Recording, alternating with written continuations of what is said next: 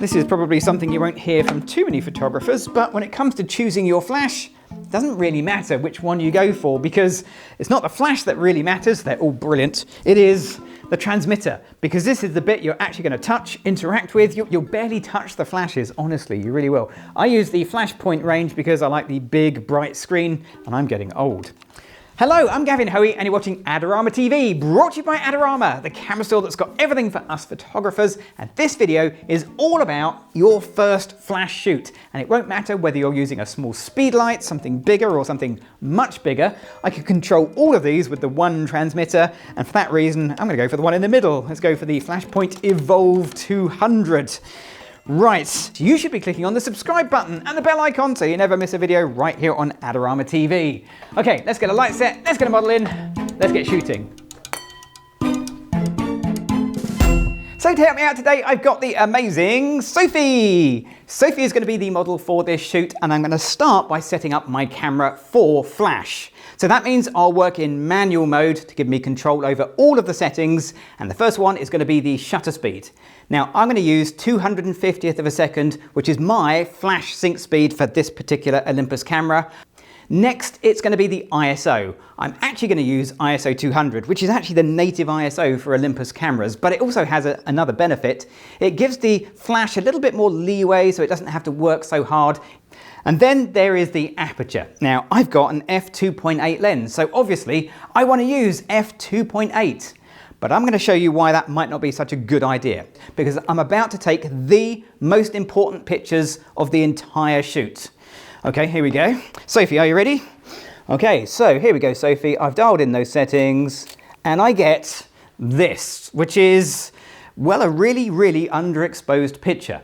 But remember, this is a picture without flash. And actually what I want is no picture at all.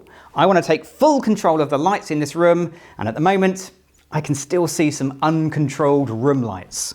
So what am I going to do? I could turn the room lights off, although it would be quite hard to see the rest of the video, or I can change some of my settings. I'm not going to change my shutter speed, I'm not going to change my ISO, I'm only going to change my aperture. So let's try f8, let's go with that. Okay, let's take the same shot again, here we go, Sophie. And this time I get no flash, no picture. This is the blackest black you're going to record. This means that I've got none of the room lights interfering with the picture, and it means my flash is now the only light my camera will see. So now I've put the transmitter on the hot shoe of my camera, but I'm not quite ready. I'm just going to check a couple of things. First of all, check that the flash is actually in its wireless mode. Then make sure that the transmitter and the flash are on the same channel and that they're on the same group. And finally, I'm going to press the test button to make sure all of this works. But before I do, I'm going to warn Sophie that this could be a bit bright. Don't look at the flash. Don't look at the flash, Sophie. Here we go. And it works. Okay, so everything is set up. I'm ready to take my first test shot.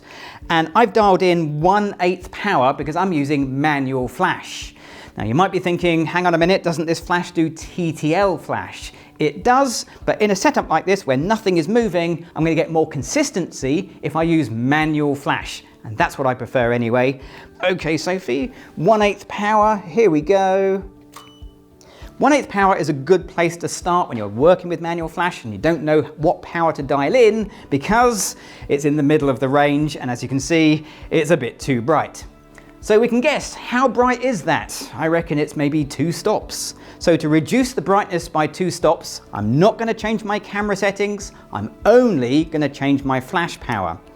So to reduce the flash by 2 stops, I'm going to change it from 1/8 power down to 1/16 power, that's 1 stop less.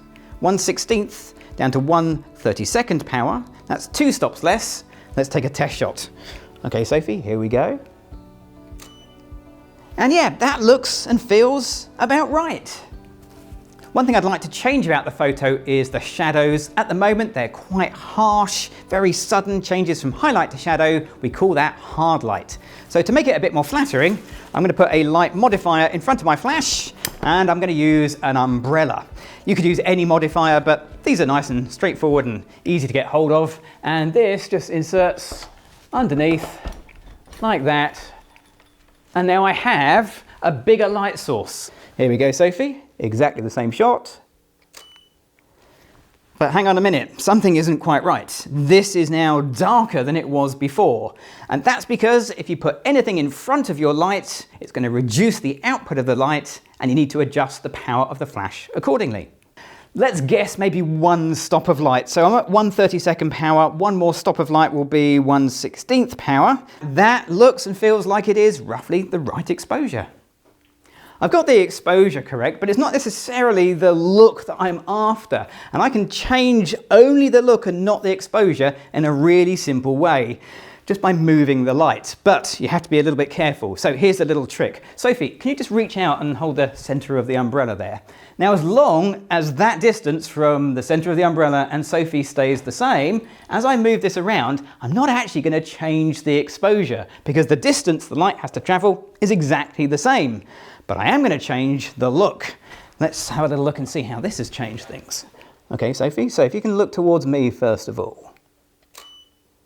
So when I do that, we have a very dramatic light. You can see it's coming in from the side, but Sophie, being an experienced model, knows full well that if I move a light, she needs to look towards it. So Sophie, if you can look towards the light for me. And that gives us a fantastic look. A simple shift in the light position has a dramatic result. And we can take that even further. If I move it round even more, once again, Sophie, if you'd like to sort of reach out and hold that, as long as it stays the same distance away, the exposure on Sophie is exactly the same. The only difference is the direction and pattern of light. And now we have something that looks really dramatic. I like that. Okay, so we can use that principle to take a few photos. So Sophie, are you ready? Okay, let's take a few shots like that. Here we go.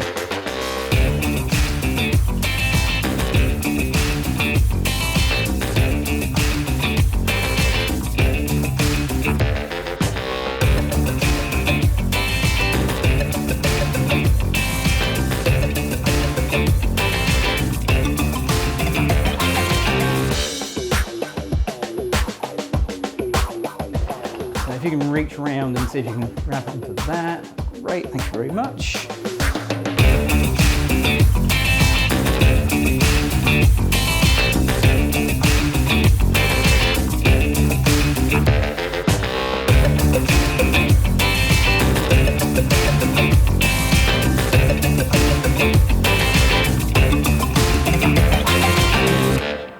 Of course, you can use your off-camera flash for more than just head and shoulder shots. You can do full-length pictures as well. So I've got roughly the same setup as we had before. We've changed the styling a little bit to make it a bit more exciting and interesting.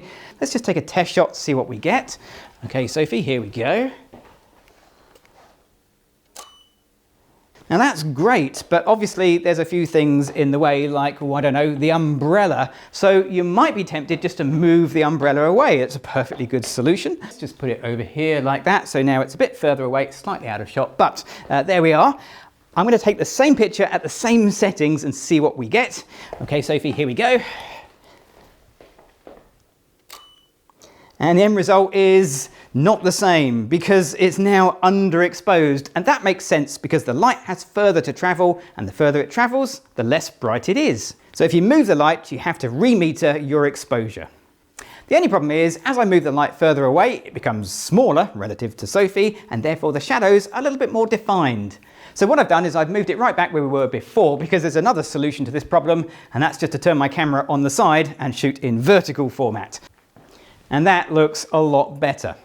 Now there's one more thing you might think could affect exposure, and that's you and where you stand, but actually that makes no difference whatsoever, because if I come in close and take a picture of Sophie zoomed in like this, the exposure is exactly the same. What you had before is what you've got this time. Doesn't matter where you stand, if you don't change your camera settings and the distance between your flash and your subject doesn't change, your exposure is always going to be the same. So let's take a few shots like this. Sophie, are you ready? Okay, here we go.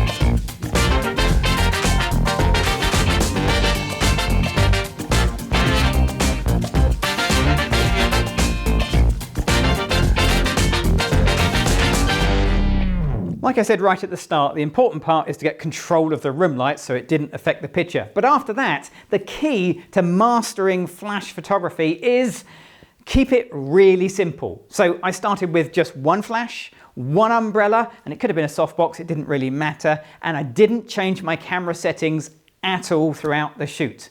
What I did change was the power of the flash. So by keeping it simple and only having one variable, flash power, it's much easier to understand what's happening with your light.